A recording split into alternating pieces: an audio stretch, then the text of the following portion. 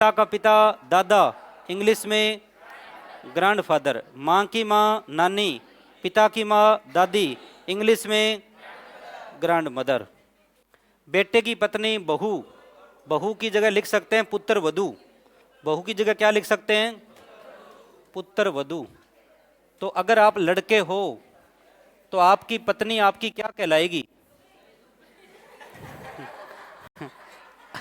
हाँ, आप लड़के हो तो आपकी पत्नी आपकी पत्नी, आप लड़के हो आपकी पत्नी आपके माता पिता की क्या होगी?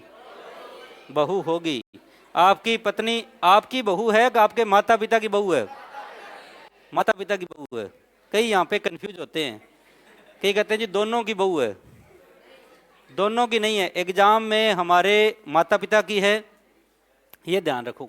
बोलचाल के अंदर कुछ लोग पत्नी को भी बहू वर्ड यूज कर लेते हैं। बोलचाल में ऐसे हो जाता है कई बार, जैसे आपकी पत्नी है बहुत अच्छा काम कर रही है तो कई लोग आएंगे आपका नाम लेके कहेंगे भी कालू की बहू तो बड़ी समझदार है, हैं? ऐसे रामू की बहू बड़ी समझदार है, वो आपका नाम लेके कहेंगे। तो कुछ लोग आपकी पत्नी को आपकी बहू मानेंगे, कुछ आपकी पत्नी को आपके माता पिता की बहू मानेंगे। एग्जाम में बहू किसकी होगी? माता पिता की होगी। आ गया समझ में? आ गया ना? बहुत बढ़िया। क्योंकि हरियाणा साइड के अंदर है ना, पत्नी को भी लोग बहू कहते हैं वहां पे, ठीक है ना। आगे चलते हैं। बेटी का पति होता है दामाद। बेटी का पति, पति पति की बहन ननद और पत्नी की बहन साड़ी, इंग्लिश में सिस्टर इन लॉ। पति का भाई देवर जेठ, पत्नी का भाई साला, इंग्लिश में। अब ब्रदर इन लॉ में कौन कौन आएंगे? देवर जेठ साला ननदोई जीजा, ये सब ब्रदर इन लॉ है। सिस्टर इन लॉ में साड़ी भाभी जेठानी देरानी ननंद, ये सब सिस्टर इन लॉ है। भाई का बेटा भतीजा और बहन का बेटा भांजा, इंग्लिश में नेफ्यू। भाई की बेटी भतीजी, बहन की बेटी भांजी, इंग्लिश में नीस। कजन ब्रदर में क्या क्या होंगे? चाचा मामा मौसा बुआ का बेटा। और कजन सिस्टर में चाचा मामा मौसी बुआ की। ब्रदर है तो भाई है, कजन ब्रदर है तो भाई है, कजन सिस्टर है तो बहन है। बहन का पति होता है बहनोई। भाई की पत्नी भाभी, भाभी को क्या कहते हैं? Sister in law. बड़े भाई की पत्नी है तो भी सिस्टर इन लॉ, छोटे भाई की पत्नी है तो भी। ये जरूर ध्यान रखना। पोते या पोती की बेटी पड़पोती, great granddaughter. Great grandfather यानी पड़दादा पड़नाना, ग्रेट ग्रांड मदर पड़दादी पड़नानी, ग्रांड फादर दादा नाना, ग्रांड मदर दादी नानी। अंकल में चाचा मामा मौसा फूफा, आंटी में चाची मामी मौसी बुआ, कजन में चचेरा ममेरा फूफेरा मौसेरा, भाई और बहन। अब कजन में भाई बहन दोनों आ गए, लेकिन कजन ब्रदर है तो भाई है और कजन बहन है तो सिस्टर है। फादर इन लॉ ससुर, मदर इन लॉ सास, सन इन लॉ दामाद, डॉटर इन लॉ पुत्र वधू, और पुत्र वधू का दूसरा नाम होता है बहू। ठीक है जी। तो बहू किसकी? आपकी बहू आपके, अगर आप लड़के हो तो आपकी बहू आपके माता पिता की यानी सास और ससुर की क्या होगी? बहू होगी। ठीक है जी। Next question. Brother in law साला जीजा ननदोई देवर जेठ, सिस्टर इन लॉ साड़ी भाभी ननंद देरानी जेठानी, ग्रांड सन इन लॉ पोती दोहिती का पति, ग्रांड डॉटर इन लॉ पोता दोहिता की पत्नी। अब दोहिते को अपने नाती भी कहते हैं। दोहिते को क्या कहते हैं? दोहिते की जगह नाती भी आ सकती, दोहिती की जगह नातिन।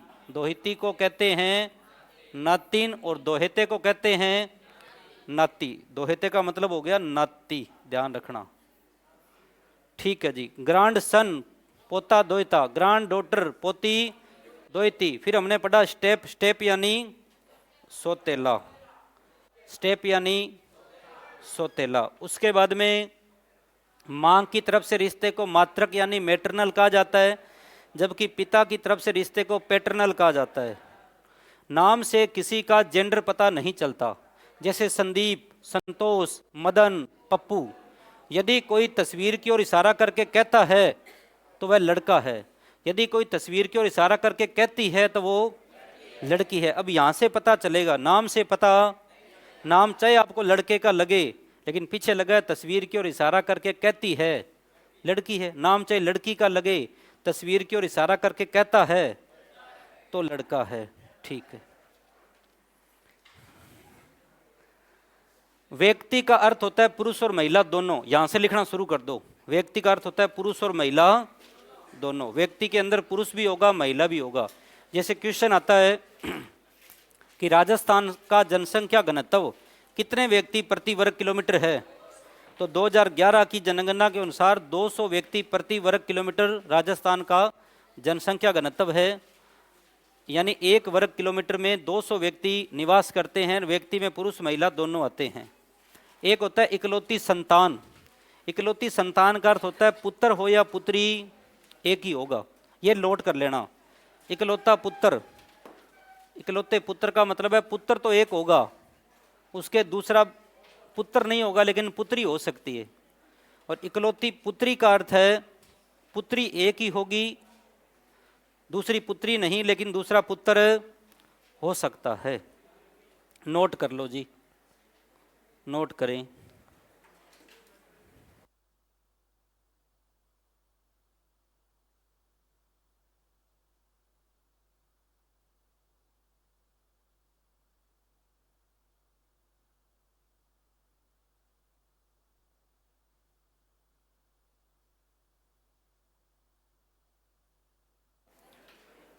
अब आप में से ऐसे कौन कौन से विद्यार्थी है ना जिनके दूसरा भाई है ना बहन है, अपने माता पिता के एक ही है, ना उनके भाई है ना बहन, ऐसे कोई है?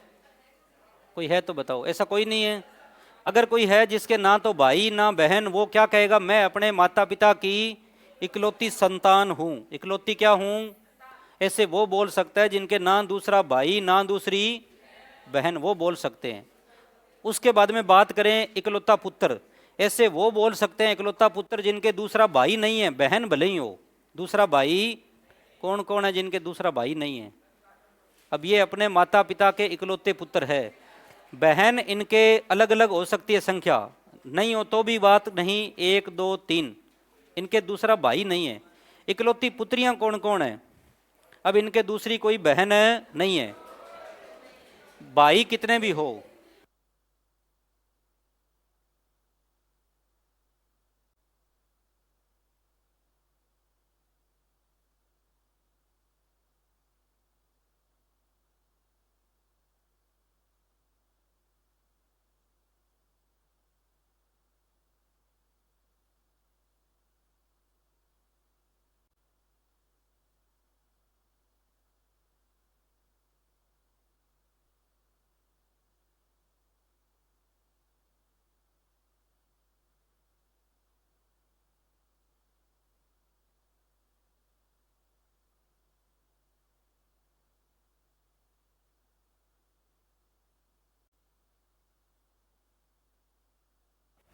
इकलौती पुत्री का अर्थ क्या है? पुत्री एक ही होगी, दूसरा क्या हो सकता है? पुत्र हो सकता है। आगे चलें। चलो जी, लिखना था लिख लो। अब इसमें पेपर में एक तो आता है वर्ड इकलौती संतान और एक आता है इकलौता पुत्र, दोनों में अंतर है। इकलौते पुत्र का मतलब ये नहीं है कि उसके दूसरी बहन नहीं है। दूसरी बहन है, बहन हो सकती है, पुत्र नहीं हो सकता, उसके दूसरा भाई नहीं हो सकता।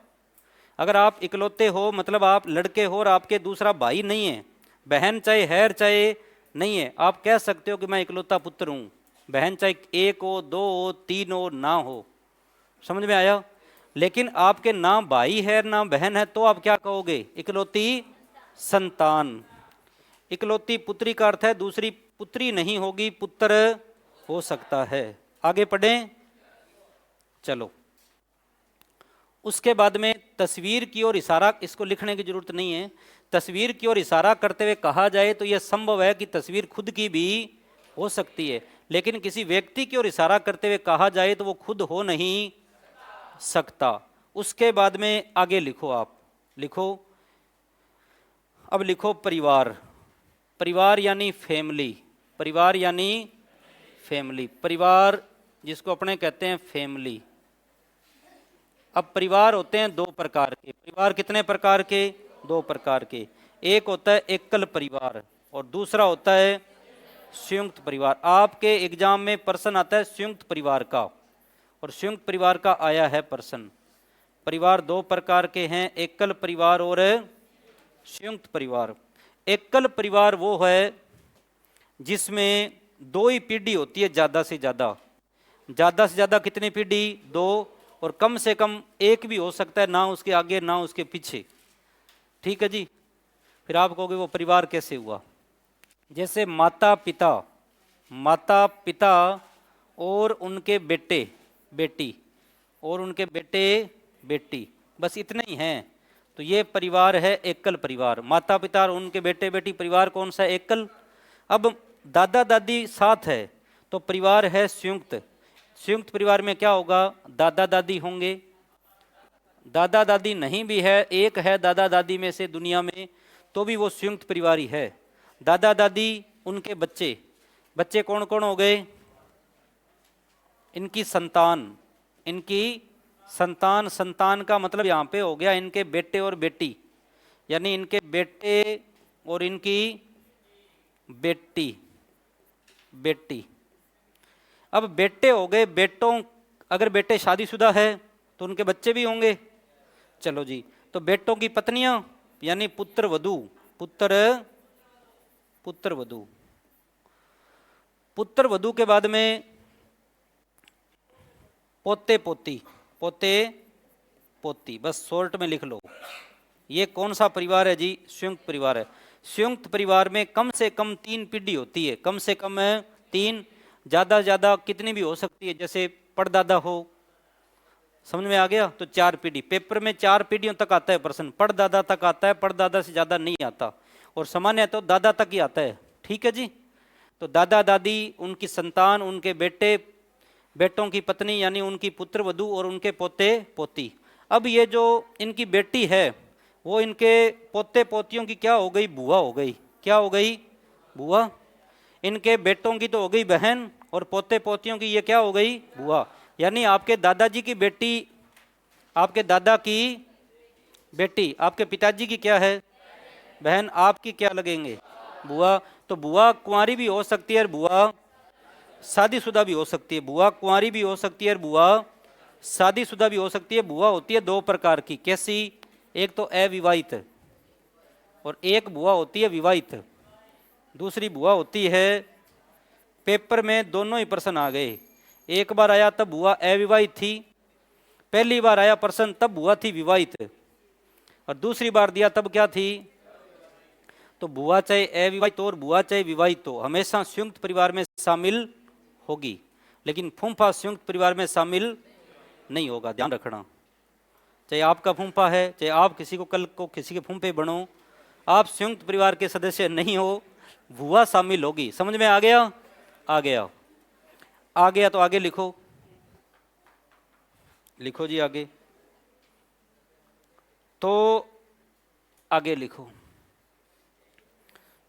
जो रिश्ते होते हैं ना वो इस प्रकार से चलते हैं, जैसे आपका नाम, फिर आपके पिताजी का नाम, फिर आपके दादाजी का नाम, फिर आपके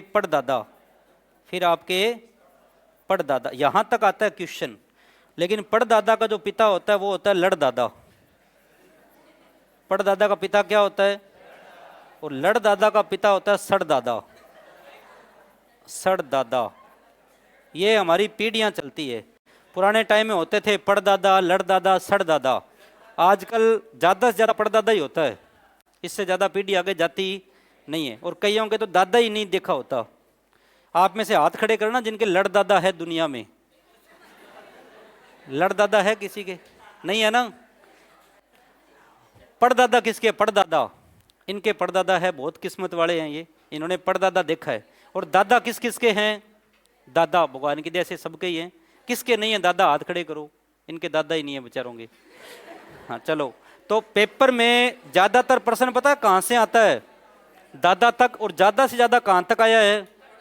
पड़दादा के आगे वो नहीं पूछता है, आगे ग्रेट लग जाता है। दादा होता है ग्रांड फादर और पड़दादा होता है ग्रेट ग्रांड, वो महान आदमी जो हमारे दादा का पिता है, वो ग्रेट व्यक्ति। चलो जी आगे देखो, ये क्वेश्चन आपके पेपर में आया। एक संयुक्त परिवार में पिता है, माँ है, 3 विवाहित पुत्र है और 1 विवाहित पुत्री है। बेटों में 2 के 2 बेटियां हैं, 1 का 1 बेटा है। इस परिवार में महिला सदस्य कितनी है? महिला सदस्य कितनी है? एक उत्तर आ गया 8, एक आ गया 9। आराम से सोच लो क्या उत्तर होगा, 8 या 9? 9 वाले हाथ खड़े कर दो पहले तो, अब 8 वाले हाथ खड़े कर दो। अब चेक करो एक बार, वापस पढ़ो, वापस पढ़ो। ये आपके एग्जाम में आया हुआ है, बीएसटीसी में, बीएसटीसी में आ चुका है ये प्रश्न। एक संयुक्त परिवार में एक तो है पिता, एक क्या है? पिता। पिता के साथ में क्या है? माँ। 3 है विवाहित पुत्र, 3 पुत्र है और पुत्र कैसे हैं? विवाहित। तो 3 हो गई इनकी पत्नी, इनकी पुत्र वधू, इनकी हो गई पुत्र वधू। उसके बाद में बेटों में 2 के 2 बेटियां, 2 बेटों के 2 बेटियां, तो 4 हो गई पोती। 4 क्या हो गई? पोती। 1 बेटे के 1 बेटा है, 1 हो गया पोता। इतना तो सबके समझ में आ गया। अब इसके अलावा वो ये कह रहा है कि 1 विवाहित पुत्री है, यानी उनके 1 बेटी है। बेटी कैसी है? विवाहित है। 1 विवाहित पुत्री है, 1 विवाहित पुत्री है। जो विवाहित पुत्री है वो इनके बेटों की तो हो गई बहन, और इनके पोते पोती है ना जो इनके, उनकी हो गई बुआ। अब बुआ है शादीशुदा, बुआ क्या है? तो ये बुआ शामिल होगी कि नहीं होगी? होगी, चाहे बुआ कुंवारी हो और चाहे बुआ हमेशा शामिल होगी। तो महिला सदस्य बताने हैं, 1 1 2 2 और 3 5, 5 और 4, हमारा उत्तर होगा 9। अब कईयों के डाउट है कि ये महिला 2 परिवार की सदस्य कैसे हो गई?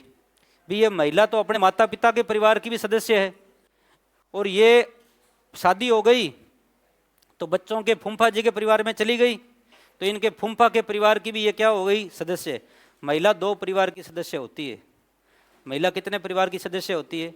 हमारी माता है वो हमारे नाना जी के परिवार की भी सदस्य है और हमारे दादाजी के परिवार की भी सदस्य है। लेकिन मतदान का अधिकार एक जगह मिलेगा, राशन कार्ड एक जगह बनेगा, मूल निवास भी एक जगह बनेगा। शादी होने के बाद बनाना पड़ता है ना वापस, पहले पीर का होता है फिर ससुराल का बनाओ।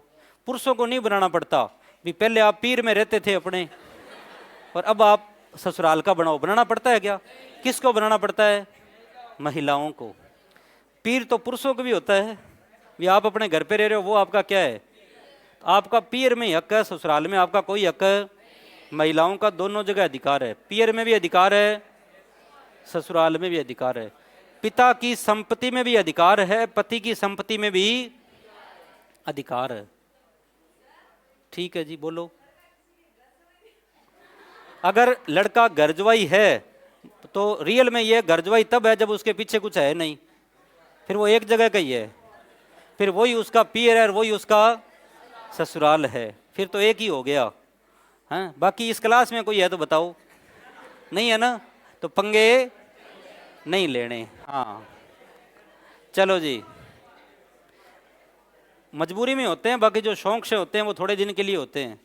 रियल में मान लो किसी के लड़की के मान लो भाई नहीं है, लड़की के भाई नहीं है, लड़के के भी कुछ पीछे रहे नहीं, फिर चाहे वो गर्जवाई बने चाहे कैसे ही बने, समझ में आ गया। बाकी लड़की के भाई है तो वो गर्जवाई बनने थोड़ी देगा, बनने देगा क्या? नहीं बनने देगा। चलो जी इधर आ जाओ आगे प्रश्न पे। तो इसका उत्तर क्या है? 9। समझ में आया? तो यहाँ पे बुआ शामिल होगी कि नहीं होगी? चाहे बुआ कुंवारी और चाहे बुआ शादीशुदा। ये आपके बीएसटीसी में प्रश्न आया हुआ है, ध्यान रखना, ये आपके बीएसटीसी में आ गया। एक बार आया था बुआ कुंवारी, दूसरी बार आया बुआ शादीशुदा। अब ये फूफा शामिल होगा कि नहीं होगा? यहाँ पे फूफा नहीं होगा, जितना मर्जी फूफा करे, ध्यान रखना। अगला क्वेश्चन आपके सामने, नोट नहीं करना, पढ़ के उत्तर दो, पढ़ो और उत्तर दो। एक व्यक्ति है, एक उसकी पत्नी है, तो ये पुरुष ये महिला, 4 बेटे हैं, फिर उनकी पत्नी हैं, 4 इनकी पत्नी हैं, 12 पोते हैं और 1 पोती है। हर बेटे के परिवार में 3 बेटे हैं तो 12 बेटे, 1 बेटी है तो पोती कितनी हो गई? 4 पोती हो गई ना। हर बेटे के परिवार में 3 बेटे तो 4 बेटे, प्रत्येक के 3 बेटे, 12 पोते और 1 बेटी तो 4 पोती। कुल महिला सदस्य कितनी है? 4 4 8। अच्छा, महिला सदस्य नहीं बतानी, पुरुष सदस्य बताने हैं। पुरुष कितने हैं? 1 और 4 5 और 12 17। पुरुष 12। महिला सदस्य कितने हैं? महिला 1 और 4 5 और 4 9। टोटल सदस्य कितने हैं? टोटल कितने हैं? 17 और 9 26। अब पता लगाओ।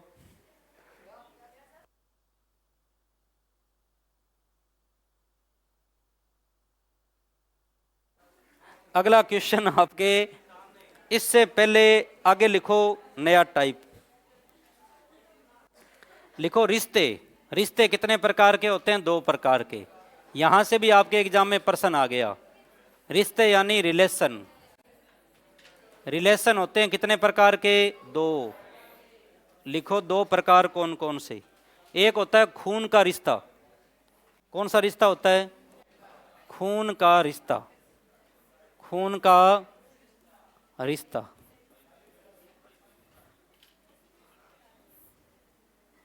जब तक आपकी शादी नहीं होगी तब तक जो आपके खून के रिश्ते हैं उसमें आपकी कोई भूमिका नहीं है, और शादी होने के बाद जो रिश्ते बनेंगे उनमें आपकी भी भूमिका होगी। समझ में आ गया? जैसे हमारा जन्म हुआ तो हमारा खून का रिश्ता किससे हो गया? हमारे माता और पिता से। उसमें आपकी कोई भूमिका थी क्या? नहीं थी ना। कई तो कहेंगे थी तभी तो। चलो जी, अब सुनो। एक होता है खून का रिश्ता, दूसरा होता है जो खून का रिश्ता नहीं हो। जो खून का रिश्ता नहीं हो, यहां से ध्यान से समझना, प्रश्न आपके आ चुके हैं पेपर में। जो खून का रिश्ता नहीं हो, जो खून का रिश्ता नहीं हो, आराम से शॉर्ट में समझ लो। खून का रिश्ता हमारा है हमारे माता पिता से। हमारा खून का रिश्ता किससे है? हमारे माता पिता से। और हमारे माता पिता से जो जो पैदा हुए, यानी हमारे भाई और बहन, उनसे भी हमारा खून का रिश्ता है।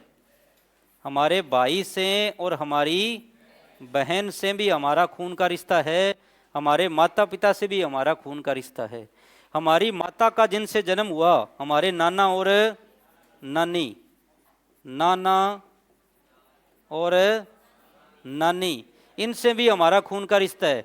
नाना नानी से पैदा हुए हमारी माँ, हमारी मौसी और हमारी मौसी के बाद हमारा मामा, इनसे भी हमारा खून का रिश्ता है। दादा दादी से पैदा कौन कौन हुए? माँ का जन्म नाना नानी से हुआ। अब पिता का जन्म हुआ दादा और दादी से। इनसे भी हमारा खून का रिश्ता है, दादा और दादी।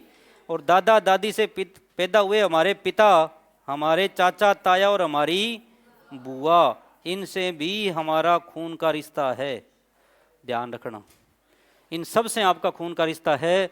आपके पिताजी से, माँ से, दादा से, दादी से, चाचा से, बुआ से, नाना से, नानी से, मौसी से, मामा से, भाई से, आपके बहन से, फिर आपके बच्चे होंगे उनसे।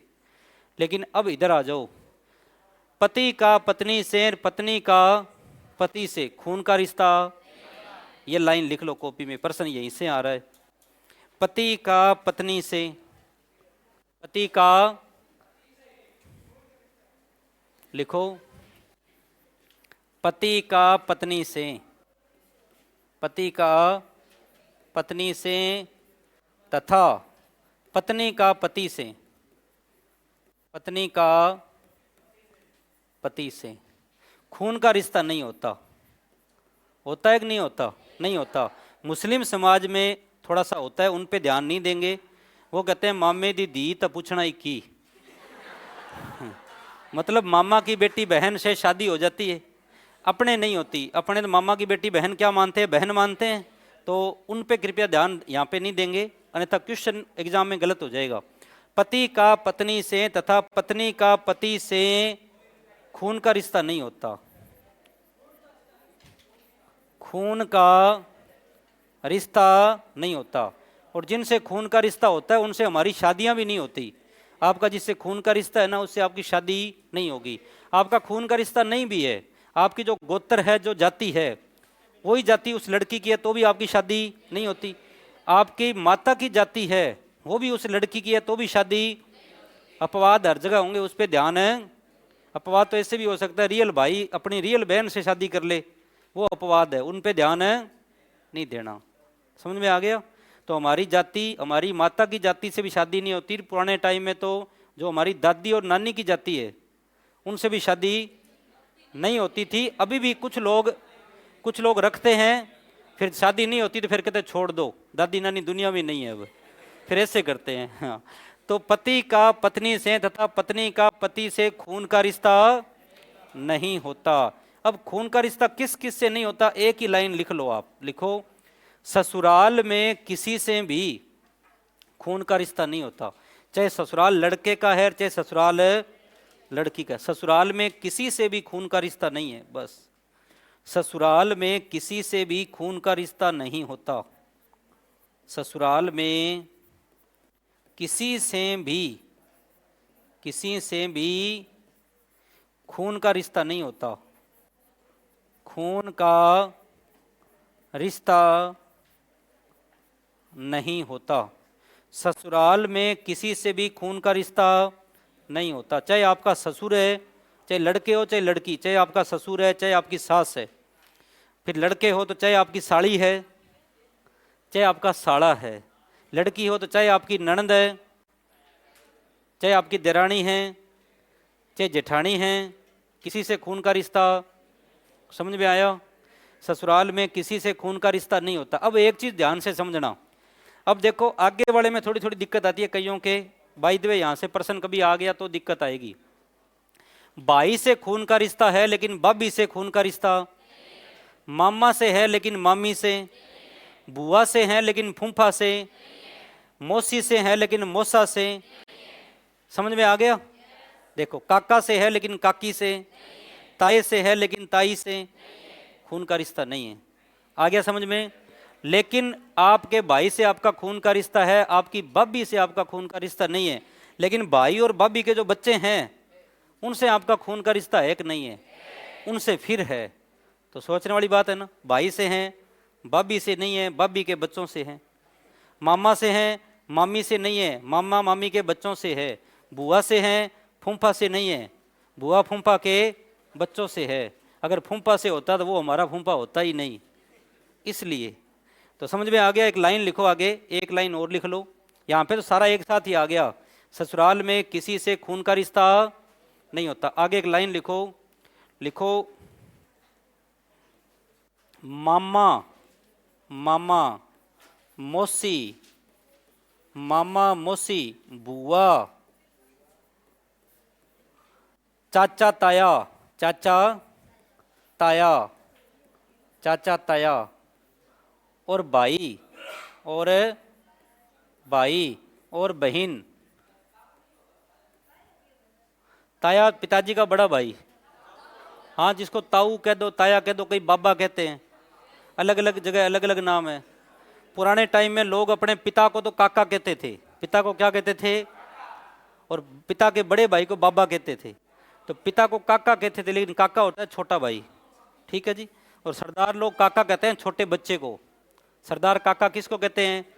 छोटे बच्चे को कहते हैं। आपको काका कहे ज़्यादा खुश मत होना, काका मतलब छोटा बच्चा, वो कहते हैं काका।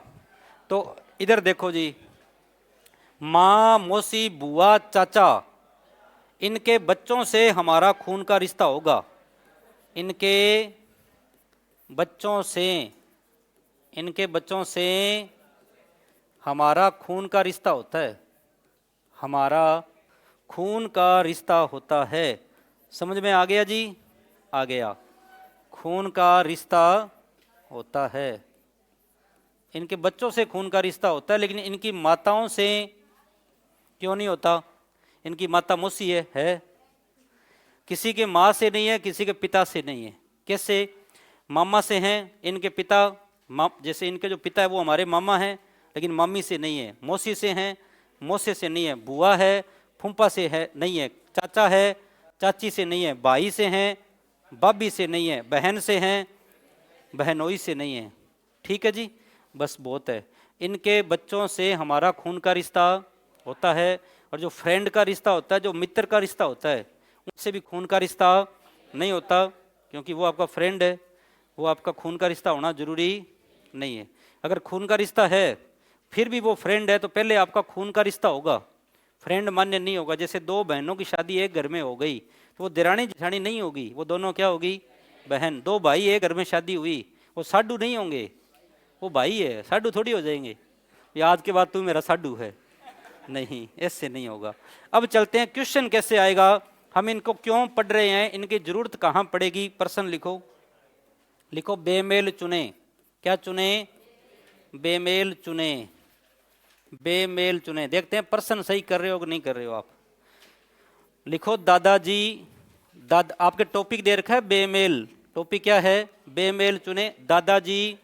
उसके बाद में लिखो पत्नी, उसके बाद लिखो बुआ, और उसके बाद लिखो मां। उत्तर क्या है? कैसे? अगर आपका लॉजिक है कि पत्नी से खून का रिश्ता नहीं है तो 100% सही है। मैंने एक बार पूछा पत्नी कैसे, का पत्नी जवान होती है बाकी सब बड़े हैं, तो उत्तर तो वही है, लेकिन लॉजिक क्या हो गया? गलत। अगर पत्नी की जगह साड़ी होता तो उत्तर क्या होता? साड़ी। लेकिन कई पता है कैसे करते हैं, क्या सर 3 तो महिला है और 1 पुरुष है, 3 महिला और 1 पुरुष है, दादाजी उत्तर किसका? हाथ खड़े करो। अब दादाजी वालों का यहाँ पे गलत हो गया, वो ये सोच रहे हैं महिला कितनी है? 3, और पुरुष कितना है? 1। यहाँ आपको महिला पुरुष नहीं देखने, यहाँ आपको देखना क्या है? खून का रिश्ता। कुछ गाइडों में ऐसे भी मिलेगा भी 3 लुगाइयाँ थी, 1 आदमी था, भले ही हो। हमें लुगाई आदमी नहीं देखने, हमें खून का रिश्ता देखना है। तो दादाजी से खून का रिश्ता है, पत्नी से नहीं है, बुआ से है, और माँ से है। नेक्स्ट क्वेश्चन आपके सामने, ये प्रश्न आपके एग्जाम में आ सकता है, नोट करो, बताना नहीं है जी, नोट कर लो। जिस प्रकार का संबंध भाई और बहन का है, उसी प्रकार का संबंध धैर्य रखो।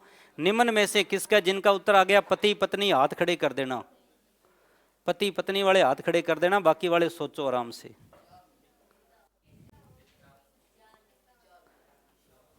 अगर बहन भाई होता तो क्या उत्तर होता? अब देखो, सबसे पहले हमें देखना खून का रिश्ता, तो भाई बहन का खून का रिश्ता है कि नहीं है? भाई और बहन का खून का रिश्ता है, तो खून का रिश्ता तो माँ बेटा का भी है, पिता पुत्र का भी है, पिता पुत्री का भी है। तो कई तो सोच रहे हैं तीनों से है, हमारा उत्तर क्या हो गया? पति पत्नी। किस किस का था? उनका गलत हो जाएगा, किसी का नहीं था तो अच्छी बात है, होना भी नहीं चाहिए। पति पत्नी से खून का रिश्ता नहीं है, तो ये तो गया।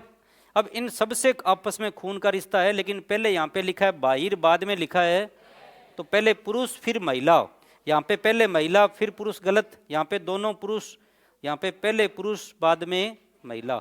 अगर यहाँ पे बहन भाई लिखा होता तो हमारा उत्तर क्या होता?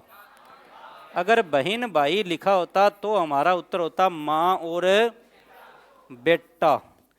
तो पेपर में अगर पर्सन कॉपी करेगा तो इसके आने की ज़्यादा संभावना है, क्योंकि कई बार आ गया ये। आगे पढ़ें, समझ में आ गया? तो चाहे एकल परिवार, संयुक्त परिवार से आए, चाहे खून के रिश्ते से आए। अब चलते हैं आगे। ये पर्सन, इसका उत्तर कोई नहीं बताएगा, इसका उत्तर जिससे पूछेंगे आप बताओगे, बाकी वाले सोचेंगे भाई का उत्तर क्या आता है। बताना नहीं है, बताना नहीं है, धैर्य रखना थोड़ा सा। जिनका उत्तर आ गया 3 कारी, हाथ खड़े कर दो। रामू है? रामू की माँ के कितने बेटे हैं?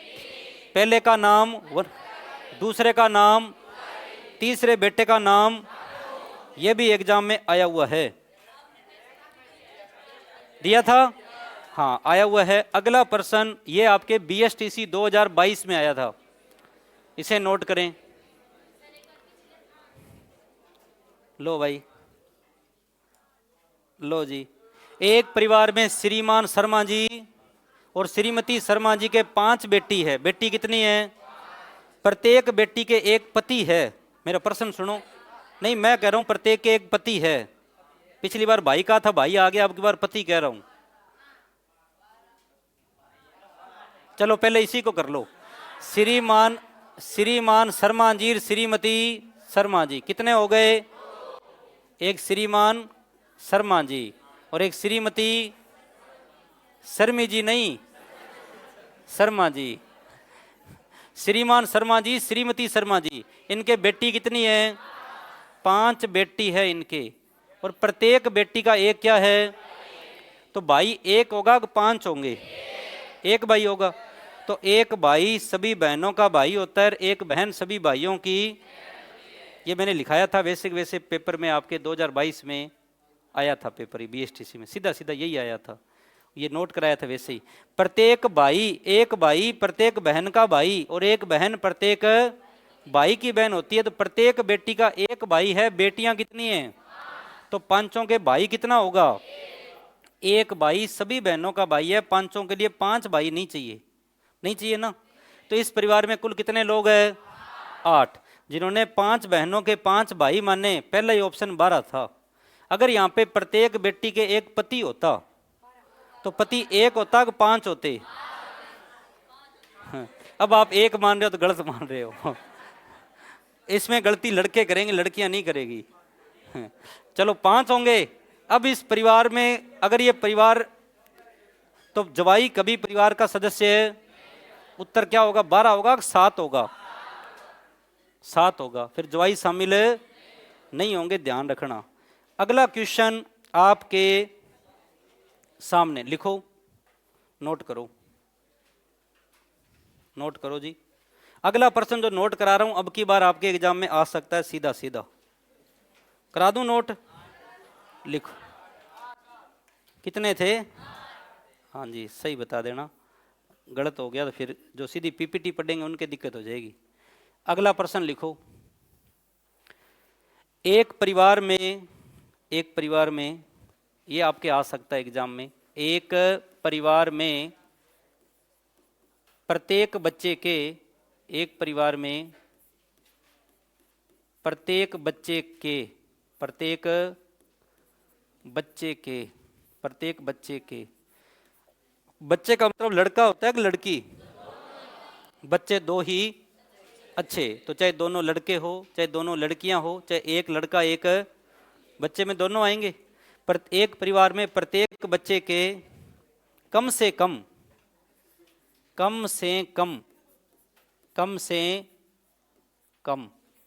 प्रत्येक बच्चे के कम से कम 3 भाई,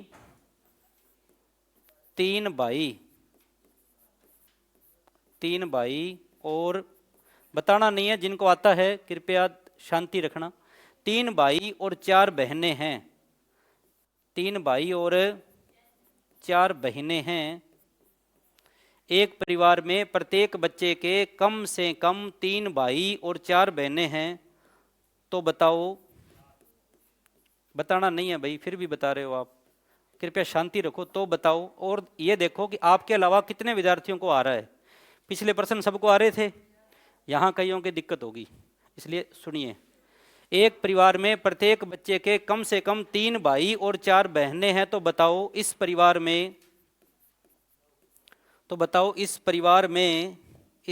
में, कम से कम कितने सदस्य हैं? यदि कम से कम कितने सदस्य हैं यदि केवल पुरुष हो? यदि केवल पुरुष हो, यहाँ पे महिला नहीं है, केवल क्या है, सॉरी महिला तो होगी, महिला ही है, महिला बाद में लिखेंगे महिला। इस परिवार में कम से कम कितने सदस्य है, इतना ही लिख लो आप, कम से कम कितने सदस्य है। महिला नहीं है उसको बाद में देखेंगे, पहले ये कर लो। तो बताओ इस परिवार में कम से कम कितने सदस्य है, बताना नहीं है, केवल हाथ खड़ा करना है जिनको 100% विश्वास हो, बताना नहीं है, बस हाथ खड़े कर दो बहुत है। एक परिवार में प्रत्येक बच्चे के कम से कम 3 भाई और 4 बहन हैं, तो इस परिवार में कम से कम कितने सदस्य हैं। अब इसके ऑप्शन लिखा दूं, 10, 9, 8, 7। जिनका 7 उत्तर है हाथ खड़े कर दो, 7 उत्तर जिनका, 7 करके आओगे, कौन कौन करके आएंगे। तो 7 वालों ने लॉजिक क्या लगाया कि 3 तो है भाई, 4 है बहन, यही लगाया, और 3 और 4 उत्तर 7 आया। 7 किस किस का था, उनका हो गया गलत। 9 वाले कौन कौन है वो हाथ खड़े कर दो, 8 वाले कौन है वो हाथ खड़े कर दो, 8 और 9 में टक्कर चल रही है। 10 किसके हैं, कैसे, 2 माता पिता होंगे, ये करें 2 इनके माता पिता होंगे, फिर तो दादा दादी भी होंगे भाई, उन्होंने क्या बिगाड़ा। अगर माता पिता होंगे तो दादा दादी फिर वो कहाँ गए, अच्छा वो बूढ़े हो गए उनको टपका दिया, ऐसे नहीं, फिर तो बुआ भी हो सकती है ना। संभावना की बात नहीं कर रहे, जो लिखा है उसी से बताना है। माता पिता की यहाँ पे बात नहीं हो रही, माता पिता मानो, फिर भी अगर आप 10 मानो तो गड़बड़ है। 8 होगा कि 9, 9 वाले हाथ खड़े कर दो, उनसे पूछेंगे कैसे, हाथ खड़े करो। 9, 8 वाले, अब सुनिए आप, जिनका उत्तर 8 था वो कौन कौन थे, सिर्फ इतने विद्यार्थी हैं, हाथ खड़े करो 8 वाले। जिनका गलत और हो गया, पहले तो था ही, इनका भी क्या हो गया, गड़बड़। अब इसकी ट्रिक बताऊंगा, लेकिन पहले समझो, ट्रिक पहले बता दूं। ट्रिक ये है, इनको जोड़ लो, 3 और 4 कितने हैं, इसमें 2 और जोड़ दो। अब कहेंगे 2 और क्यों जोड़ा, तो ऐसे करो, माता पिता नहीं भाई, 2 और क्यों जोड़ा, एक इसमें जोड़ लो और एक इसमें जोड़ लो, जितने भाई है उसमें एक प्लस कर लो, जितनी बहन है उसमें एक प्लस कर लो, तो भाई 3 और बहन 4, 7। अब भाई 3 है, एक प्लस करो, कितने हो गए, 4। बहन 4 है, एक प्लस करो, कितने हो गए, 5। सीधी ट्रिक तो ये है, लेकिन मैं डिटेल से समझाता हूं कैसे हो रहा है। यहाँ पे भाई थे 3, भाई कितने थे, 3, अपने एक प्लस किया 4। बहन कितनी है, 4, अपने एक प्लस किया 5। अब बात ये प्लस क्यों किया, तो अब आप इसको समझिए। 1, 2, 3, 4 और बहन है 1, 2, 3, 4, 5। वो कह रहा है कम से कम। अब कम से कम का मतलब है उससे कम नहीं होना चाहिए, उससे ज़्यादा भले ही हो जाए, और ज़्यादा मजबूरी में हो जाए, जानबूझ के ज़्यादा नहीं करने। ऐसे नहीं है 3 चाहिए वहाँ पे 6 ले लो, भी 3 तो हो ही गए। ज़्यादा का मतलब है क्वेश्चन को सही करने के लिए ज़्यादा भले ही हो जाए, उससे कम नहीं होने चाहिए। तो प्रत्येक बच्चे के कम से कम भाई कितने होने चाहिए, 3। तो अब ये 4 भाई है टोटल, तो प्रत्येक के भाई कितने हैं, 3। किसी भी भाई को देखो, इसके 3 भाई, इसके 3 भाई, लेकिन बहनों के भाई कितने हो रहे हैं, 4। तो बहनों के तो यहाँ पे 4 भाई होंगे। भाइयों के प्रत्येक बच्चे के कम से कम 3 भाई तो है ही है। अगर मैं 3 ही भाई मानूं तो फिर भाई के भाई कितने हो रहे हैं, 2, और कम से कम भाई कितने होने चाहिए, 3। इसका मतलब भाई कितने हैं, 4, और बहन कितनी है, 5। प्रत्येक बहन के कितनी बहन हुई, 4 हो गई। प्रत्येक बहन, किसी भी बहन को देखो सबके 4 बहन है, किसी भी भाई को देखो सबके 3 भाई है। अब ये ध्यान रखना, अब कई कहेंगे सर फिर बहनों के तो 4 भाई हो गए, हाँ जी हो गए, भाइयों के तो 5 बहन हो गई, लेकिन इससे कम करोगे तो क्वेश्चन क्या हो जाएगा, गलत। तो जितने भाई थे उसमें एक प्लस करने हैं, जितनी बहन है उसमें भी एक प्लस करने हैं। 3 और 4 7, 7 और 2 कितने हो गए। तो इस क्वेश्चन का राइट आंसर क्या होगा, ये पहले ही किस किस को पता था, हाथ खड़े करो, उनसे और नया पूछेंगे, हाथ खड़े करो। तो भाई आपका तो उत्तर ही गलत था, फिर भी हाथ खड़ा करे, मुझे पहले ही पता था, प्रश्न तो पता था, उत्तर नहीं पता था। आपका उत्तर ही 8 था, उत्तर क्या है, 9। समझ में आया। तो क्या करोगे, जितने भाई है उसमें एक प्लस कर दो, जितनी बहन है उसमें भी एक प्लस कर दो, आपका उत्तर आ जाएगा। अब इसमें प्रश्न किस किस टाइप के आते हैं देखो, एक तो आता है संयुक्त परिवार का जो आपको आ गया, एक आता है रिश्ते बेमेल वो आपको आ गया, एक आता है वो प्रत्येक बहन के एक भाई है या प्रत्येक भाई के एक बहन है, वो अपना हो गया। फिर आता है एक इस टाइप का अभी तक आया हुआ नहीं है, इसके आने की क्या है संभावना। अब आपके टाइप बच गए 3, कितने टाइप बचे 3 नहीं 4 बच गए। कितने टाइप बचे 4। एक टाइप है तस्वीर की ओर इशारा करते हुए एक व्यक्ति ने कहा, पहला टाइप। दूसरा होगा ए बी का भाई है लेकिन बी ए का भाई नहीं है। अगला टाइप क्या होगा, ये ए बी का भाई है, ए बी का भाई है, ए बी का क्या है भाई, लेकिन बी ए का भाई नहीं है। ये क्वेश्चन सही है गलत है, लेकिन बी ए का भाई नहीं है, सही है कि गलत है, सही है ना, सही है। देखो ए बी का भाई है, हमें ए का जेंडर पता है, ए बी का भाई है, लेकिन बी का जेंडर अभी तक अगर बी नहीं बोले तो हमें जेंडर पता नहीं है, लेकिन बी बोल गया, बी कह रहा है मैं आपका भाई नहीं हूं, तो बी क्या होगा, मैं आपको कहूं मैं आपका भाई हूं और आपको हम आपके भाई नहीं हैं, तो फिर आप क्या होंगे बहन, समझ में आ गया। लेकिन कोई किसी को कहे मैं आपका पति हूं, तो चाहे सामने वाला बोले चाहे नहीं बोले, वो उसकी क्या होगी, अगला प्रश्न वो आएगा। ए बी का पति है, बी बोल ही नहीं रहा, तो बी उसकी क्या होगी, अब बोलने की जरूरत नहीं है। और वो ये नहीं कह सकता कि मैं उसका पति हूं और वो कहते मैं आपकी पत्नी नहीं हूं, फिर वो प्रश्न ही गलत है। समझ में आया आया तो इधर देखो, ए बी का भाई है लेकिन बी ए का भाई नहीं है, तो बी ए की क्या हो गई बहन। दूसरा प्रश्न, ए बी का भाई है, बी बोल नहीं रहा है, बी कुछ भी बोल तो बी उसका क्या होगा, भाई या बहन। ए बी का पिता है, ए बी का क्या है पिता, ये ए है ये पिता है, किसका पिता है, बी का ए से क्या रिश्ता है, बेटा या, क्योंकि ए पिता है तो पिता तो बेटा बेटी दोनों का होता है। बी का जेंडर कन्फर्म नहीं है, अब की बार बी कह रहा है मैं बेटा हूं ए का, तो ए बी का क्या होगा, माता या।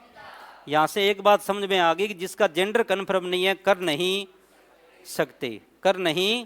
फिर इसके बाद एक टॉपिक आएगा आंकड़ों की पर्याप्तता, वो इसी से संबंधित है, अगर ये समझ में आ गया तो ही वो आएगा, उसमें भी जेंडर कन्फर्म होना चाहिए।